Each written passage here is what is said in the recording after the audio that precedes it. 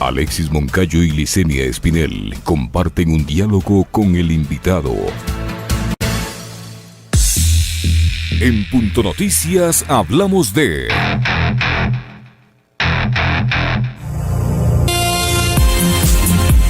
En las elecciones primarias de Centro Democrático se eligió al economista Andrés Arauz y al expresidente Rafael Correa como el binomio presidencial para las elecciones del 2021. Arauz, de 35 años, ocupó diferentes cargos durante el régimen anterior. Fue delegado ante el Consejo Nacional de Valores y ante el Fondo de Liquidez del Sistema Financiero. También estuvo al frente del Servicio de Contratación Pública. Fue ministro coordinador de Talento Humano y registra un paso por la cartera de Cultura. Ahora aspira a llegar a Carondelet con un plan de gobierno progresista.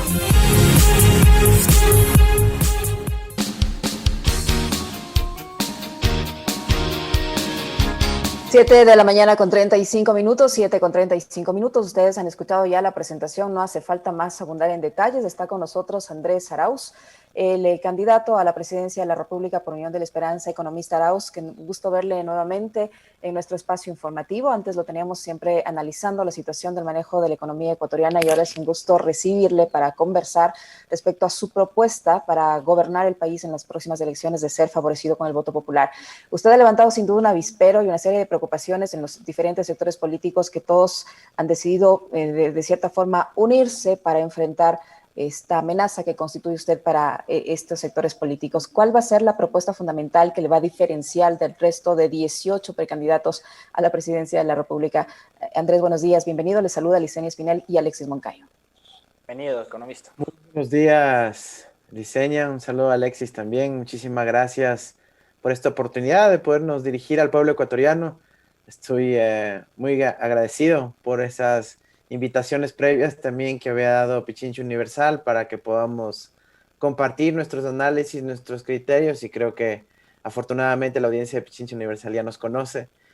Ahora los retos que tenemos son enormes, ¿no? Estamos enfrentados a una lista de binomios extremadamente grande, una lista de posibilidades electorales amplia, pero yo creo que la ciudadanía ha podido ver en esta última semana rápidamente que en esta opción vamos a encontrar la verdadera posibilidad de recuperarnos de la crisis social y económica, de poder poner dinero en el bolsillo de la gente para que pueda alimentar a sus hijos. Creo que más allá de planteamientos como la juventud, más allá de la confianza de un compañero como Rafael Correa y del proyecto político de la Revolución Ciudadana en este proyecto, ha visto la gente la claridad con la cual vamos a resolver y tratar de solucionar la crisis económica y social. Economista, ya que lo a su compañero de fórmula, al economista Rafael Correa, ¿ustedes van a insistir con ese nombre hasta el final? O, digamos, sigue siendo una opción de dos que tienen por las dificultades judiciales que enfrentaría el economista Correa? ¿Cómo va el tema de él? Buenos días. Buenos días, Alexis. Efectivamente, mira, nosotros vamos a defender los derechos políticos que tiene Rafael Correa Delgado. Él es un líder histórico de nuestro proyecto político, es un líder histórico del Ecuador, de América Latina, uno de los grandes líderes también a nivel mundial. Él representa muchísimo para el pueblo ecuatoriano, así que vamos a poder pelear hasta el final el derecho de él de poder estar en la papeleta. Tenemos obviamente planificado qué es lo que va a ocurrir. Sabemos que tenemos el riesgo de que lo descalifiquen. Estamos viviendo una etapa de proscripción política. Pero más allá de eso, creo que el tema de que ya se ha definido un nombre para la presidencia, para encabezar el binomio, ya nos da un marco de seguridad con relación a la visión que queremos para el país. Una visión de recambio generacional, una visión de juventud, de ideas, de pensamiento creativo, de poder llegar a plantear soluciones muy concretas y probadas en el ámbito de la política pública para ayudar a las familias a que puedan tener dinero en sus bolsillos y poder alimentar a sus hijos, como dije antes. Yo sí quisiera insistir en la pregunta que le hizo Alexis en el sentido de que no solo es el tema judicial, también hay una decisión del Consejo Nacional Electoral de que el candidato debe inscribirse en persona y no puede delegar esa acción. En ese sentido, si el expresidente viene y se inscribe en persona, corre el riesgo de ser detenido por el caso Balda. aunque en el otro tema del caso Sobornos no esté ejecutoriada la sentencia y eso le permite inscribirse como candidato. ¿Cómo van a hacer para sortear esas dificultades y lograr inscribir el binomio que se ha anunciado, que es su persona y el expresidente Correa? Mira, Yesenia, nosotros lo hemos anticipado ya reiteradamente. Tenemos mecanismos de sí poder cumplir la normativa del CNE.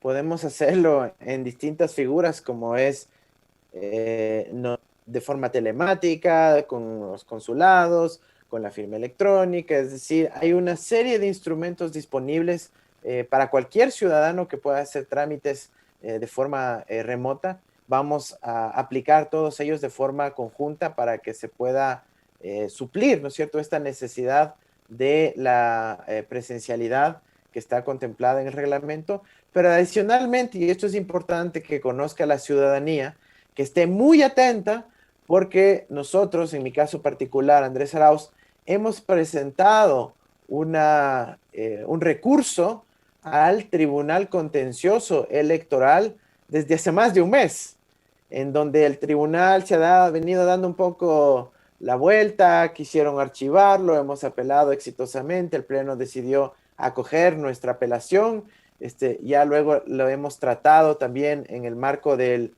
tribunal y estamos a pocos días de que el Tribunal Contencioso Electoral tome una decisión si es que ese reglamento, si es que esa porcioncita del reglamento, eso no viable, eso no legal, y ahí vamos a tener, creo yo, sorpresas muy positivas para nuestro país en el sentido de facilitar la presentación y la participación de Rafael Correa en la ley electoral. Ahora, vemos en la conformación de estos binomios, que nos ha llamado mucho la atención, porque ha sido un fin de semana bastante vertiginoso, a ratos también medio alegórico, ¿no? Medio festivo, viendo esos binomios de última hora. Pero cuando hay un sector político del Ecuador que tiene como objetivo, y conversábamos de esto antes de la entrevista con usted, con Yesenia, que tiene como objetivo el no regreso del correísmo, bloquear a como dé lugar al correísmo, ustedes conforman un binomio, dos economistas, y además yo destaco de usted el haber conformado en una etapa muy crítica de nuestro país el Observatorio de la Dolarización, que nos fue haciendo a los ecuatorianos reflexionar sobre una serie de malas decisiones que estaba adoptando el gobierno y que hoy nos han llevado, nos han conducido a esta crisis económica, sanitaria y política sin precedentes en la historia de nuestro país. Hablaba yo de las necesidades más urgentes. Tenemos un desempleo de 2 dígitos, tenemos gente que no tiene acceso a la salud pública, a la educación y tenemos un gravísimo problema de seguridad. ¿Qué es lo que va a hacer Andrés Arauz en el caso de llegar a la presidencia de la República para solventar estas 4 urgencias que tiene la población en nuestro país? Mira, Alexis, lo que nosotros hemos propuesto al país es un plan para la recuperación de la crisis económica, social y pronto humanitaria que vive el Ecuador. La primera tarea es poder ordenar de tal manera la gestión macroeconómica de poner como prioridad a las familias ecuatorianas. Para mostrar esto vamos a ver qué es lo que no debemos hacer. El gobierno, mientras estábamos en media pandemia, decía no hay recursos, no hay liquidez, no hay ahorro, no hay plata, etcétera. Y al mismo tiempo que decían eso, mintiéndonos, estaban haciendo prepagos, pagos anticipados de la deuda externa por cerca de $2,000 millones a acreedores de Wall Street, de deuda que vencía en el 2022 y en el 2023. Eso es imperdonable. Ese es el tipo de cosas que no vamos a hacer nosotros. Al revés, nosotros vamos a priorizar toda la liquidez que tengamos disponible y la que vamos a conseguir para poner el dinero en el bolsillo de las familias ecuatorianas. Vamos a dar una seguridad social de emergencia de carácter universal para que las familias puedan suplir sus ingresos económicos indispensables para tener condiciones dignas de vida. Y vamos a generar una estrategia de copago de la nómina, especialmente de la pequeña y mediana empresa, para que no tenga que cerrar y así pueda mantenerse a flote y mantener el empleo vigente. Si esas medidas que las recomendamos mediante cartas abiertas, públicas, al propio gobierno, al inicio de la pandemia, si hubiesen aplicado en su momento, no estuviésemos viviendo la crisis económica y social que estamos viviendo actualmente, ¿no? Ahora, en el ámbito de la política social y de salud, nosotros vamos a asesorarnos de los mejores expertos, no solo epidemiólogos, sino expertos en materia de salud pública para poder realmente dar soluciones al Ecuador en materia de la salud.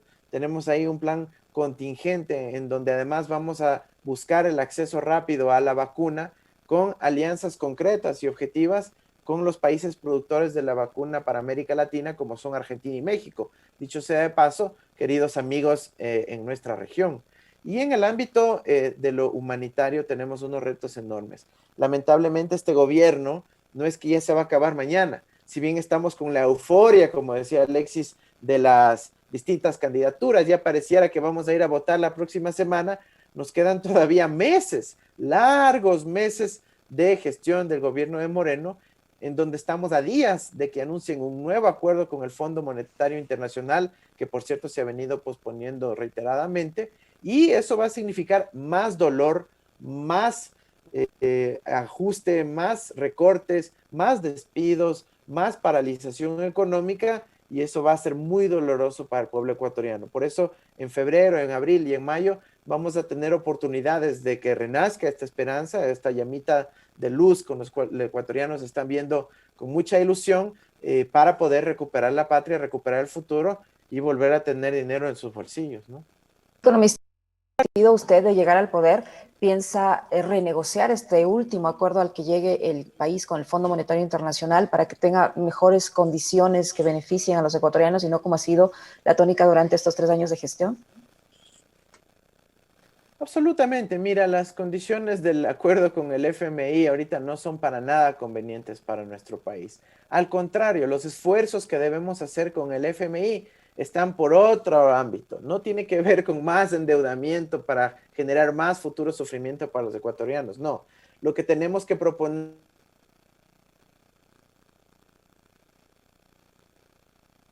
Pichincha Universal. ¿Tenemos algún inconveniente? Señal del economista Arauz ha estado hablando respecto a la posibilidad de renegociar el posible acuerdo que se firme en los próximos días, meses, dinero con el Fondo Monetario. Ahí lo tenemos de vuelta, economista. Se nos fue la señal por unos minutos, pero por favor retomen la respuesta sobre esta pregunta tan importante que le estaba haciendo Licenia y que obviamente tiene al país también al pendiente, ¿no? Ay, lo siento, yo seguía hablando. Bueno, por favor. Como decía yo, en las condiciones actuales de lo que se ha negociado con el FMI, lo que está por negociarse, no es conveniente para el país, para el fisco, pero sobre todo no es conveniente para las familias ecuatorianas. Ahí se plantea subir las tasas de interés, permitir que el dinero siga fugándose del país, se plantea, ¿no es cierto?, generar una especie de privatización del Banco Central del Ecuador. Nada de eso es conveniente. No queremos más despidos, más reducciones de sueldos, más paralización económica. ¿Qué es lo que queremos? Al FMI le vamos a plantear una conversación totalmente distinta, en donde se impulse como prioridad la emisión de los derechos especiales de giro. ¿Qué es esto? No es, digamos, un elemento de ridiculizar. Los derechos especiales de giro es un instrumento en donde el Ecuador va a recibir 4.000 millones de dólares sin deuda, como una transferencia que hace el Fondo Monetario Internacional a cada uno de los países del mundo.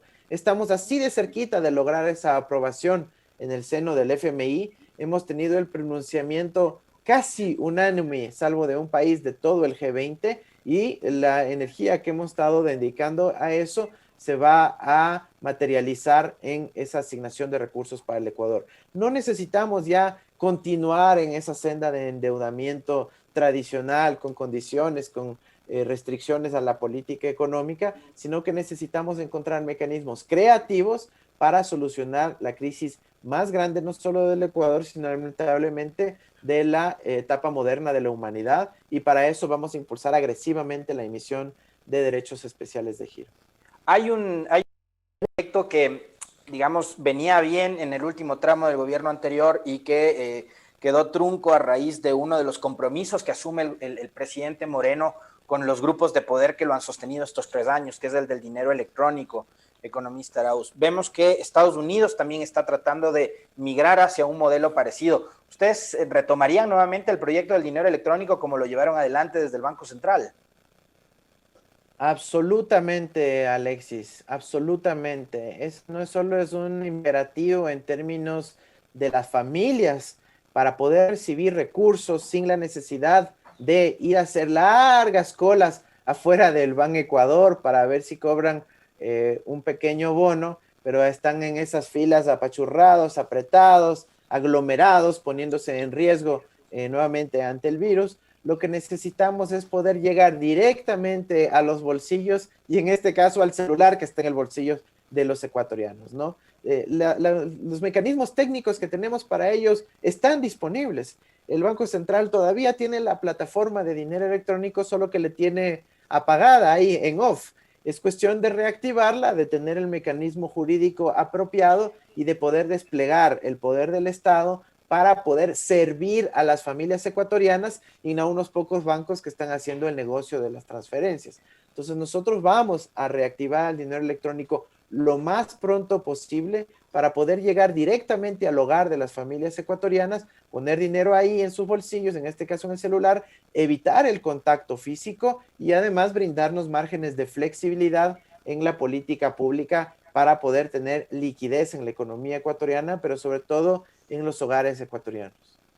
Economista, estos días se despertaba una polémica en torno a la posible venta del Banco del Pacífico, cuya reserva, la reserva de esa información tendría una duración de 15 años y de acuerdo a algunos analistas, esta venta del Pacífico sería perjudicial para el país, pues pretendería vender un banco que estaría valorado en 5.700 millones de dólares en apenas 1.200 millones, pero junto con con Sopladora. Usted ha hecho algunas observaciones sobre la posible venta del Banco del Pacífico. ¿Quiénes se beneficiarían de esta venta? ¿Qué debemos esperar los ecuatorianos de este proceso? ¿Debemos seguir exigiendo que se transparente el mismo y sobre todo conocer a quién se va a beneficiar, si al país o a quién, con este proceso de la venta del Banco del Pacífico? Sí, evidentemente ese es un tema prioritario para el país. Miren cómo el propio gobierno que estaba en un proceso de privatización decidió que el Banco del Pacífico sea su principal instrumento para reactivar la economía ecuatoriana. Es decir, están admitiendo, están reconociendo que la reactivación económica pasa por el crédito y pasa por un banco grande que pueda tener influencia en todo el territorio nacional. ¿Cómo pueden nuevamente amputarse la mano solitos, desprendiéndose de un banco que tiene un potencial para el desarrollo productivo, para poder apoyar a las familias y a los negocios ecuatorianos y quererlo vender a quién sabe quién, ¿no es cierto?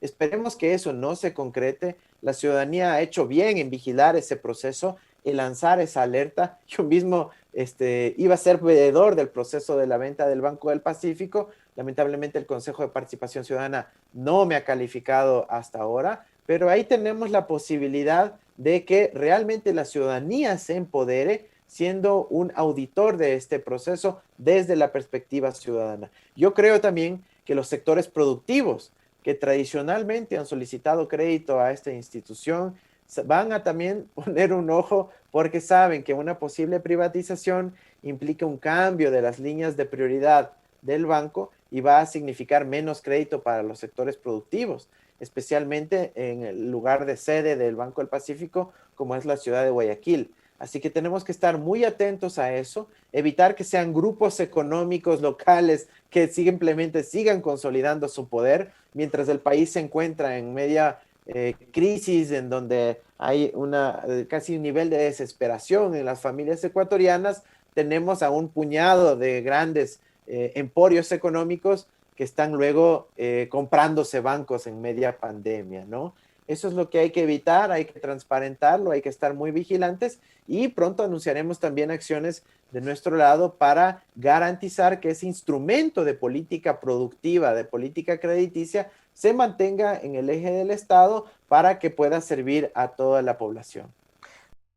Mañana con 53 minutos estamos conversando con Andrés Arauz, el candidato presidencial por la Revolución Ciudadana y la Alianza Fuerza, Compromiso Social y Centro Democrático. Le voy a trasladar una de las inquietudes porque la gente, los oyentes, la audiencia están muy pendientes de esta entrevista. le voy a trasladar una inquietud se me escapa el nombre en este momento de uno de nuestros oyentes, pero que hago mía también esa inquietud, porque hemos visto durante estos 3 años un lobby súper fuerte del sector privado que ha tratado de imponer ese relato de que todo lo público, toda la administración pública es mala, entonces hay que vender TAME, hay que cerrar los medios públicos, hay que deshacernos de Sopladora, de las hidroeléctricas, que tanto esfuerzo costó construir al país para poder tener soberanía energética, por ejemplo. Y ese mismo sector empresarial y privado está tratando de imponer el relato de que la seguridad social también debería entregarse a manos privadas. Le pregunto al economista Andrés Arauz, ¿qué va a pasar con el seguro social en un eventual gobierno suyo? Y lo propio con el banco del Instituto Ecuatoriano de Seguridad Social, el BIES. Gracias, Alexis, por la pregunta. A ver, la seguridad social es una preocupación de todas las familias ecuatorianas, ¿no? Ahí estamos hablando de que, ¿no es cierto?, nuestros abuelitos, nuestros padres están recibiendo pensiones, están recibiendo su jubilación por parte del Seguro Social y aquí con la privatización quieren poner en riesgo el pago de las jubilaciones, quieren poner en riesgo el futuro de nosotros mismos que somos aportantes, ¿no? Eso es muy peligroso, no podemos permitir que se avance en la privatización del seguro social, no podemos permitir que le sigan quitando beneficios que le había dado la Revolución Ciudadana a las familias ecuatorianas. ¿Cuántos de nosotros hemos solicitado un crédito hipotecario, un crédito quirografario para poder pasar algún momento difícil? ¿Cuántos hemos utilizado los servicios hipotecarios para poder tener finalmente una casa propia a largo plazo financiada por el Seguro Social? Eso es lo que se quieren bajar, eso es lo que quieren privatizar. Por eso nosotros tenemos que defender a una seguridad social pública, sí, con la representación de los afiliados, de los jubilados, del aporte patronal a los trabajadores, pero tenemos que defenderla como una institucionalidad pública. ¿Por qué? Porque miren lo que está pasando ahorita en Chile. Yo tengo amigos allá en Chile que me cuentan que con esta crisis, primero se desplomaron todos esos fondos privados de sus ahorros de toda la vida, porque habían apostado al mercado especulativo en vez de invertirlo en las casas, por ejemplo, con el crédito hipotecario, que es un activo seguro, habían empezado a jugar casino con los fondos de los ahorros de largo plazo de la ciudadanía chilena.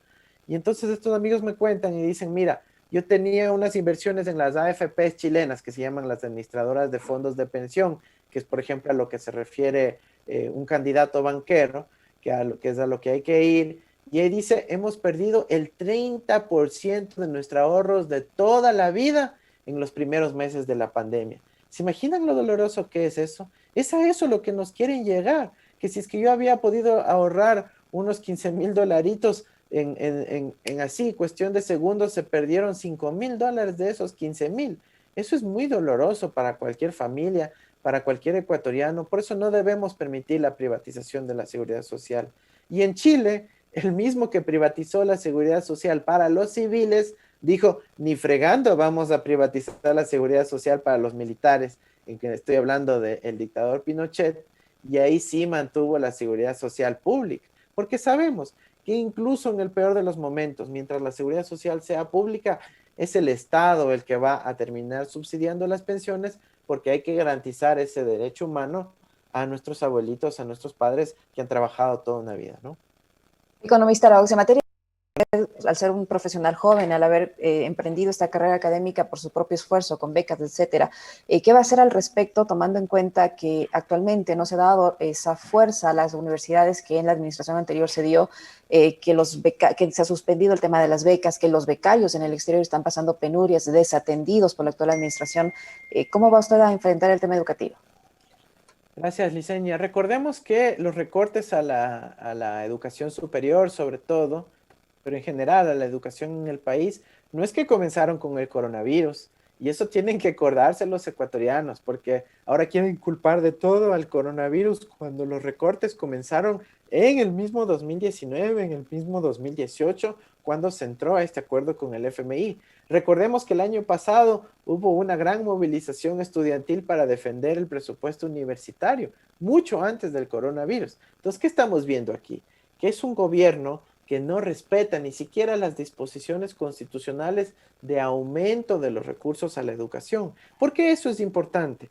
Porque así como en nuestras vidas, ¿no es cierto? Uno invierte en la educación de sus hijos, trata de darle la mejor educación posible porque sabe que es la mejor inversión.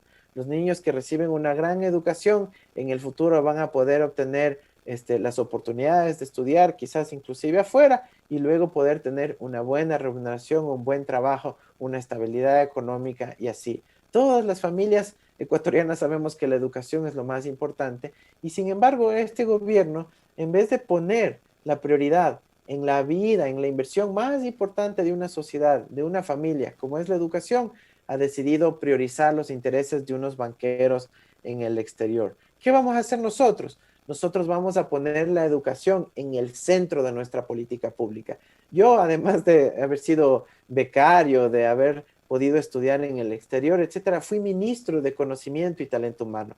Estuve a cargo de justamente ese gran crecimiento de la política educativa de nuestro país con el Ministerio de Educación, la Ciencia y Tecnología, las universidades, la cultura, el patrimonio, etcétera. Y nosotros hemos demostrado que tenemos como prioridad la construcción de nuevas universidades, los institutos tecnológicos superiores para que los ecuatorianos también puedan especializarse y poder tener salidas laborales y oportunidades de trabajo a lo largo y ancho del país. Y claro que vamos a cumplir el mandato constitucional de ampliar los recursos para la educación.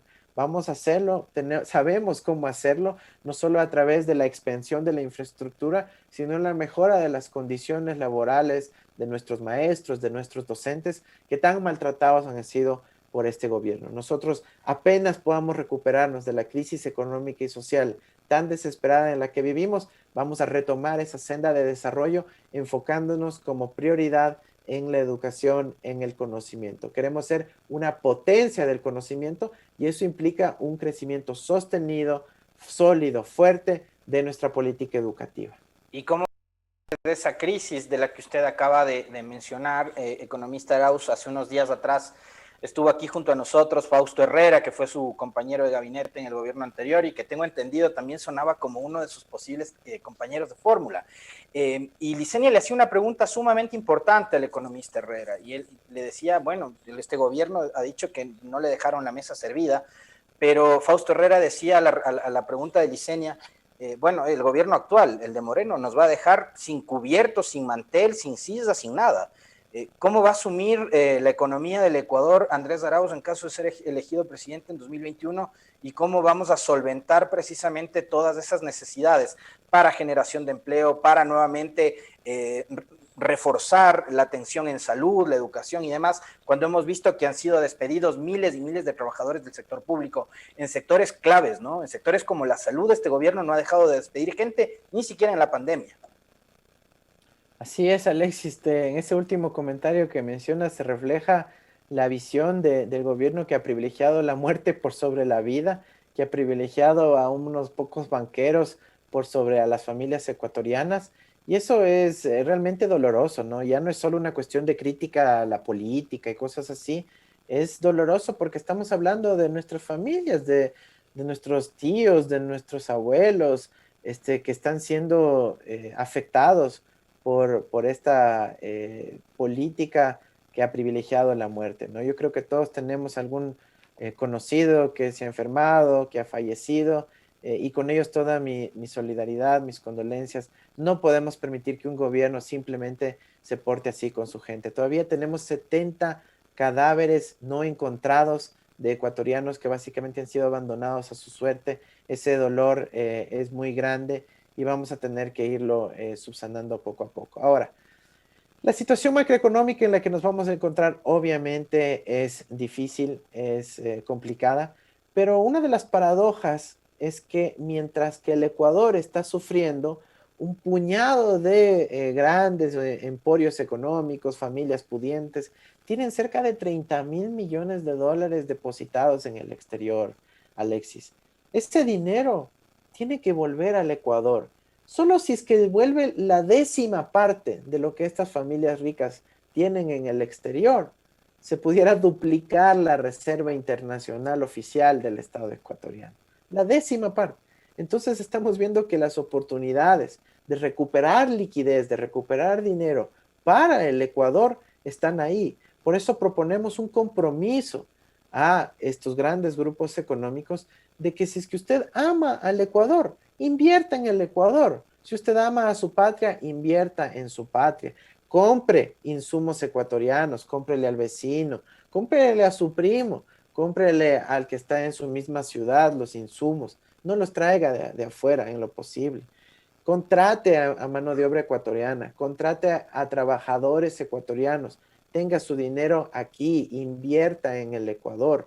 Es así de simple. Estamos proponiendo todo el apoyo al sector productivo, a las empresas industriales, agrícolas, comerciales, de servicios, de telecomunicaciones, de pesca, acuacultura, etcétera, en nuestro país, solo con un pedido, que inviertan su dinero en el Ecuador. Si logramos revertir esa tendencia, que los capitales se fuguen y más bien se inviertan en nuestro mismo país, vamos a poder recuperarnos rápidamente de la crisis y rápidamente vamos a poder desplegar esa ruta hacia el desarrollo que ya estaba marcada hasta el 2017. Economista, en el caso de usted ser presidente, usted, como lo hemos dicho, va a recibir una economía bastante lastimada, un déficit fiscal bastante amplio. ¿Cómo va a ser para atender esas emergencias, las urgencias económicas de ahora, del corto, del mediano plazo, con más endeudamiento, como ha sido la tónica del gobierno actual, o con más impuestos? ¿Cómo se va a financiar ese déficit? Hay varias formas de financiarlo y justamente ahí es donde entra el pensamiento innovador. Este gobierno ha privilegiado todo lo que es la deuda externa y no ha privilegiado los mecanismos de financiamiento interno, que son varios, ¿no? Por un lado, revisar efectivamente el endeudamiento externo y toda la liquidez que sale del Ecuador a raíz de aquello.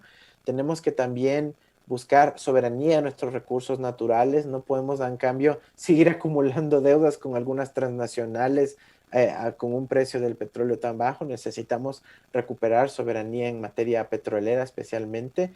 Necesitamos, sí, un planteamiento de redistribución de la riqueza, ¿no es cierto? Con ejemplos como lo que se hizo en el terremoto, donde apenas unas 100 o 120 familias y grandes empresas tuvieron que hacer un aporte extraordinario para beneficio de toda la población, pero muy importante y en el cortísimo plazo es lograr la articulación entre el Banco Central, que es un banco que pertenece al Estado ecuatoriano, y el gobierno, que los propios recursos del gobierno, etcétera, que están depositados en el Banco Central, no estén ociosos, sino que puedan ser reciclados para que se pueda invertir ese dinero en las familias ecuatorianas, ¿ya? Esto no es endeudamiento externa, es una política de utilizar los propios instrumentos con los que cuenta el Estado ecuatoriano y de esa manera poder poner dinero en los bolsillos de las familias para que puedan alimentar a sus hijos. Es así de simple. Esa debe ser la prioridad. Claro que van a haber cifras que tenemos que ir conciliando, tenemos que ir trabajando, pero lo que ha ocurrido hasta ahora es que por poner todo el énfasis en la estratosfera de las cifras macroeconómicas, se ha puesto en riesgo la seguridad alimentaria de las familias ecuatorianas. Nosotros decimos no, la prioridad es que las familias puedan dar de comer a sus hijos y luego vamos resolviendo la parte macroeconómica porque además sabemos cómo hacerlo. En eso afortunadamente tenemos mucha expertise, mucha experiencia y un equipo de compañeros que administra excelentemente bien eso sin que tenga que generar ni crisis ni problemas de por medio. Yo quisiera hacerle dos preguntas que ver más con, digamos, lo que sería su desempeño en el ámbito político. Después, en el caso de ser elegido, y ahora que estamos en la etapa de construcción ya y de definición de las candidaturas, hablábamos de que hay 18 binomios de momento, son 18 precandidaturas, muchas de ellas se irán quedando en el camino por efecto de las alianzas, las conversaciones que se puedan ir construyendo. Y yo quisiera preguntarle si usted, Andrés Arauz, candidato presidencial de la Revolución Ciudadana, está conversando, tiene conversaciones con alguno de los otros 17 binomios y adicionalmente a eso, si es que hay algún tipo de acercamiento con un sector de la dirigencia indígena, porque hemos visto que en sus listas nacionales hay representantes del movimiento indígena, está Ricardo Ulcuango, está José Agualzaca, por citar dos nombres, pero hay cuadros importantes que de momento se están quedando fuera de la contienda electoral Para mí, uno de ellos y el más prominente es Leonidas Issa. Quisiera saber qué pasa en torno a las conversaciones con Leonidas Issa, porque usted en el discurso del martes pasado lanzó una suerte como de guiño al mariateguismo en un tramo de su discurso. Y lo otro es, ¿de qué se encargaría específicamente la Comisión de la Verdad de la que usted habló? Sobre todo en un país que va a tener que superar una serie de heridas que va a dejar abiertas a este gobierno por efecto de la persecución política y judicial. Alexis, mira, de mí van a encontrar toda la apertura del mundo para el diálogo, la conversación.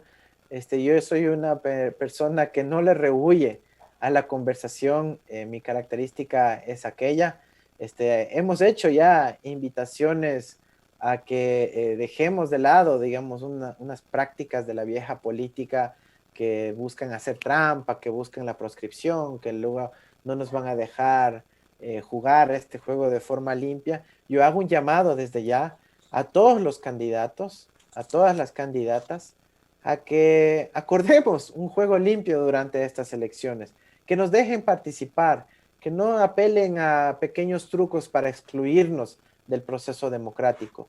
Nosotros representamos amplio espectro del progresismo, las fuerzas del centro hacia la izquierda en el Ecuador, y creemos que tenemos el derecho no solo de participar en el debate público sin temor a luego ser apresados, perseguidos, etcétera, sino obviamente a también disputarlo en materia electoral. Yo creo que un gran segmento de la población ecuatoriana busca aquello y estamos totalmente dispuestos a conversar sobre las posibilidades de seguir ampliando estas oportunidades que requiere el pueblo ecuatoriano sobre la base de las prioridades urgentes de las familias ecuatorianas. Ahora, con relación a el movimiento indígena, sabes, es un sector heterogéneo, es amplio. Claro que tenemos conversaciones en marcha, claro que hay muchísimas discusiones, muchísimas interlocuciones, y el mensaje clave ahí es que de mi parte hay total apertura, pero no solo desde esa perspectiva, insisto, ¿no? De la vieja política. Coyuntural, por votos.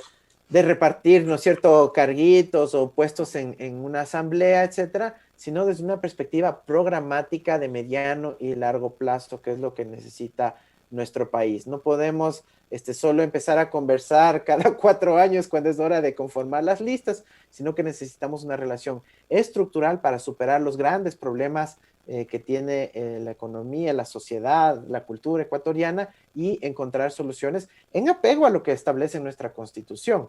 Así que yo creo que ahí tenemos mucho espacio para poder trabajar juntos, y espero que en las próximas semanas podamos dar excelentes noticias al pueblo ecuatoriano en esa dirección, ¿ok? Bueno. Ahora, tú me preguntabas sobre la Comisión de la Verdad, Alexis. Sí. Son 3 preguntas en una, vamos respondiendo por partes. Miren, la Comisión de la Verdad es inspirada en lo que significó el retorno de Mandela luego del apartheid sudafricano, ¿no es cierto? Cuando vuelve Mandela, él dice, vamos a una Comisión de la Verdad y Reconciliación. Recuerde que tiene 2 apellidos, ¿no? ¿Por qué es importante esto? Porque necesitamos sanarnos como sociedad, necesitamos superar esa energía negativa, esa disputa que ha terminado por herirnos entre nosotros, e ir hacia una sociedad sanada, curada, que nos permita juntos superar los enormes retos que tenemos, primero para recuperarnos de esta crisis tan dolorosa, llena de muerte, etcétera, y poder más bien recuperar la senda del desarrollo con los elementos productivos, sociales, educativos que hemos venido hablando. Así que eso se tiene que hacer sobre la base de la verdad. No podemos tampoco decir, bueno, olvidamos todos los problemas, pasamos la página. No, sí vamos a pasar la página, pero sobre la base de la verdad.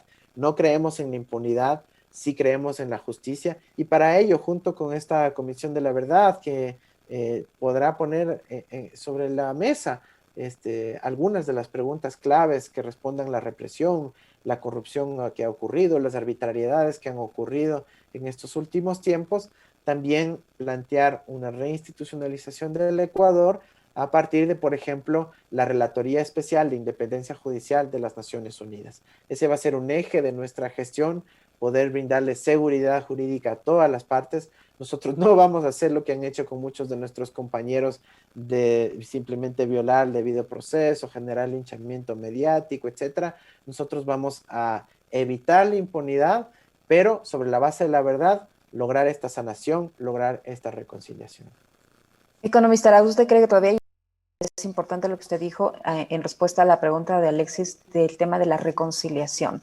¿Usted cree que todavía hay espacio para generar esa reconciliación tan necesaria tan necesaria para el país, por un lado, y por otro están dispuestos a enfrentar una campaña que se viene feroz y que parte del imaginario colectivo que se ha creado durante estos 3 años a través del propio gobierno y a través de los medios tradicionales, en el sentido de que la administración anterior a la que usted está vinculado ha estado llena de corrupción, de sobreprecios, en fin, aunque no se ha podido demostrar en la mayoría de los casos, pero está en el imaginario colectivo? ¿Cómo van a hacer para enfrentar esta realidad que se ha creado en el imaginario de la gente, en la opinión pública, y salir bien librados y enfrentar una campaña sin duda que se viene con todo, con medios, con poder, con poder económico, poder mediático, etcétera?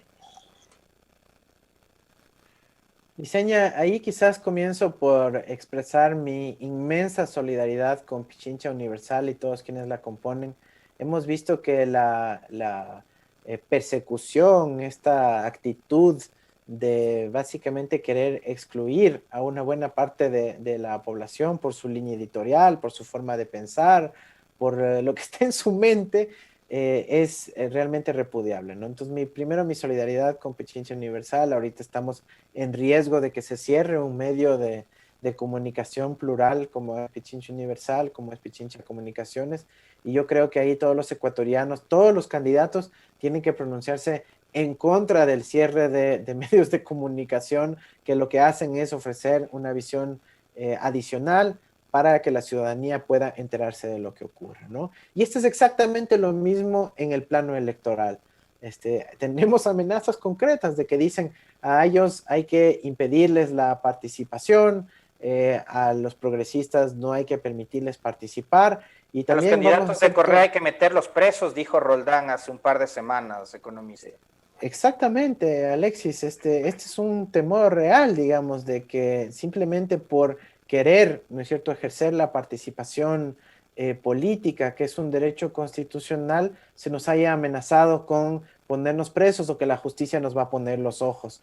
Entonces, yo creo que ahí incluso los organismos internacionales ya han puesto el ojo sobre el Ecuador porque es una declaración muy agresiva, que amenaza nuestros derechos, y bueno, ojalá no tengamos novedades en ese frente, pero lamentablemente la amenaza está ahí.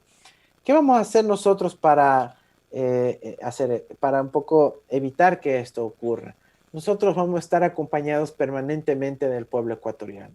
Creo que esta semana hemos podido ver cómo el pueblo ecuatoriano ha visto con enorme entusiasmo, con gran esperanza, la posibilidad de retomar, ¿no es cierto?, recuperar la patria, recuperar el futuro, y los ecuatorianos están ahí acompañando a esta posibilidad de una opción progresista que le permita devolverles la dignidad a las familias ecuatorianas, que puedan tener algo de recursos para solventar esta crisis económica y social y luego recuperar la senda hacia el desarrollo que habíamos dejado. Los ecuatorianos saben que en la época de Rafael Correa, cuando él fue presidente, se construyeron una infinidad y en todas partes del país.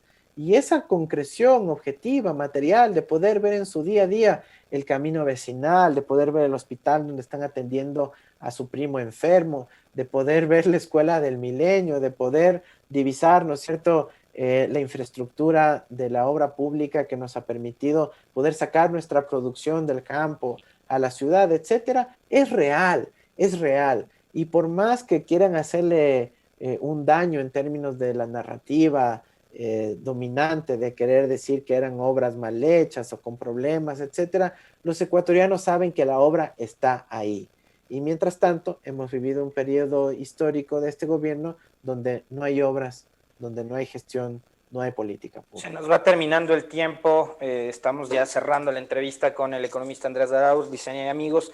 Yo quisiera una respuesta suya muy breve, economista, sobre esto último que acaba de decir. Sí, el gobierno anterior construyó muchos hospitales, escuelas del milenio, Coca-Cola Sinclair, los multipropósitos, carreteras, etcétera, que hoy están, digamos, al abandono, porque no se les ha dado, son obras que no se les ha dado el mantenimiento que requieren. Pero sobre la base de eso, que fue positivo para el país, yo sí quisiera una fase de autocrítica. ¿Qué es lo que no se hizo o lo que quizás se pudo hacer mejor y lo que usted ahora dice sobre eso vamos a ir mejorando día a día? ¿Qué es lo que se pudo haber hecho mejor en la etapa de gobierno anterior?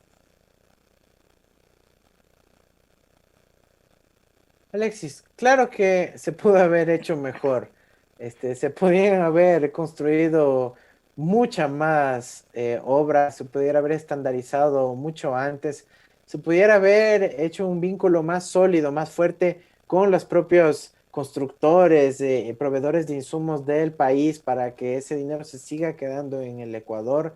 Se podía haber hecho muchísimas cosas de manera diferente. Pero ahí también creo que el pueblo ecuatoriano es testigo de que nunca antes se había podido desplegar todos esos recursos públicos que antes igual existían, pero que se fugaban afuera y por fin se los pusieron al servicio de los ecuatorianos. Mira, yo he estado en la Secretaría de Planificación, he estado a cargo de la administración pública en varios espacios, varias entidades, y conocemos todos los instrumentos con los que cuenta el Estado para poder seguir haciendo más transparentes, más rápidos y poder además ir contribuyendo más al desarrollo del Ecuador. Solo te voy a hacer una reflexión. Este gobierno que decidió en febrero del 2019 constituir una comisión de investigación en contra de la corrupción con las Naciones Unidas, ni siquiera llegó a sesionar esa comisión, Alexis. Jamás llegó a sesionar. ¿Por qué? Una venta de humo. Porque la propuesta de estatuto que dio esa comisión de investigación en contra de la corrupción les pedía pues garantías de independencia, de autonomía para poder investigar INA Papers y otras cosas, y el gobierno le dijo no, yo les voy a conformar esta comisión solo si se consideran asesores presidenciales. Entonces, claro, los comisionados nos dijeron, no, pues esto no es en serio, aquí no están planteando algo de verdad, y nosotros sí vamos a tener una investigación internacional, como dije antes, especialmente en lo relativo a la función judicial, con la Relatoría Especial de Independencia Judicial de las Naciones Unidas.